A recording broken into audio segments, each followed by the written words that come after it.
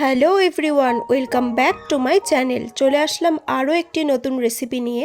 আজকে মন্টির রান্নাঘরে তৈরি হবে চিকেন মিটবল স্যুপ। এই রেসিপিটি কিন্তু শীতের দিনে বা বর্ষাকালে বা গরমকালেও তোমরা খেতে পারো। এটি কিন্তু খেতে খুবই টেস্টি হয়।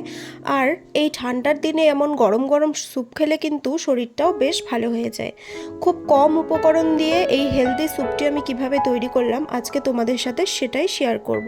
চলো তাহলে কথা না বাড়িয়ে রেসিপিটি কিভাবে তৈরি করলাম সেটি দেখে আসি। রেসিপিটি বানানোর জন্য প্রথমেই একটি কড়াইয়ের মধ্যে আমি 1 টেবিলস্পুন মতো সাদা তেল গরম করে নিয়েছি। আর এর মধ্যে দিয়ে দিলাম 1 টেবিলস্পুন মতো চপড গার্লিক। এবার এর মধ্যে দিয়ে দেব কিছুটা পরিমাণ কুচিয়ে রাখা পেঁয়াজকলি আর একটা মিডিয়াম সাইজের গাজর, যেটিকে আমি এরকম চাকা করে কেটে নিয়েছি ছোট ছোট করে। আর এই পেঁয়াজকলির বদলে তোমরা কিন্তু স্প্রিং অনিয়নও ব্যবহার করতে পারো। আমার কাছে ছিল না, তাই আমি কিন্তু এখানে পেঁয়াজকলি দিয়েছি। এবার এর মধ্যে দিয়ে দেবো 1/2 কাপ মতো পেঁয়াজ।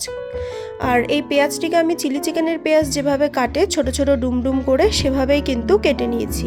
চলো এটিকে ভেজে নিই, হালকা নরম নরম করে ভেজে নেব। আর এইদিকে দেখো আমি নিয়ে নিয়েছি কিছুটা পরিমাণ চিকেনের পেস্ট। এখানে 500 গ্রাম মতো চিকেনের পেস্ট নিয়েছি। এবার এর মধ্যে দিয়ে দেবো 1 টেবিলস্পুন মতো গোলমরিচের গুঁড়ো আর স্বাদ অনুযায়ী নুন। এখানে 1/2 টিস্পুন মতো নুন দিলেই হবে। এবারে এই সবগুলো উপকরণকে খুব ভালোভাবে মেখে নেব। খুব ভালোভাবে কিন্তু মেখে নিতে হবে যাতে এই গোলমরিচ আর লবণটা গোটা চিকেনের সাথে মিশে যায়। তোমরা চাইলে এখানে একটু লেবুর রসও দিয়ে দিতে পারো। এবার দেখো মাখা হয়ে গেছে। এবার এই চিকেন থেকে কিন্তু ছোট ছোট একদম ছোট ছোট বল আকারে কিন্তু আমি করে নেব। আর তার জন্য কিন্তু আমি হাতে কিছুটা সাদা তেল প্রথমে মাখিয়ে নিয়েছি, তারপর এই বলগুলোকে গড়ে নিচ্ছি, নাহলে কিন্তু হাতের মধ্যে এই চিকেনগুলো লেগে যাবে। তো বলগুলোকে ভালোভাবে গোল গোল করে সবগুলো বানিয়ে নিই। আর এদিকে দেখো যে সবজিটা আমি ভাজতে দিয়েছিলাম সেটাও কিন্তু ভাজা ভাজা হয়ে গেছে, মানে সেদ্ধ হয়ে গেছে ভালোভাবে। এই অবস্থায় আমি এর মধ্যে দিয়ে দেবো 1 কাপ মতো বাঁধাকপি। আর বাঁধাকপিগুলোটাকে কিন্তু আমি একটু বড় বড় করে কেটে নিয়েছি। তো এই বাঁধাকপিটা দিয়ে ভালোভাবে একটু নেড়েচেড়ে নেব। আর খুব বেশি কিন্তু রান্না করব না, 1 মিনিট মতো এই নেড়েচেড়ে নেওয়ার পরেই কিন্তু আমি এর মধ্যে চিকেন স্টক অ্যাড করব। এই বাঁধাকপিটা যাতে নরম না হয় সেদিকে কিন্তু নজর দিতে হবে। বাঁধাকপিটা কিন্তু এরকম গোটা গোটাই থাকবে। এবার আমি এর মধ্যে দিয়ে দেবো 3 কাপ মতো চিকেন স্টক। তোমরা এখানে এই চিকেন স্টকের বদলে কিন্তু নর্মাল ওয়াটারও ব্যবহার করতে পারো।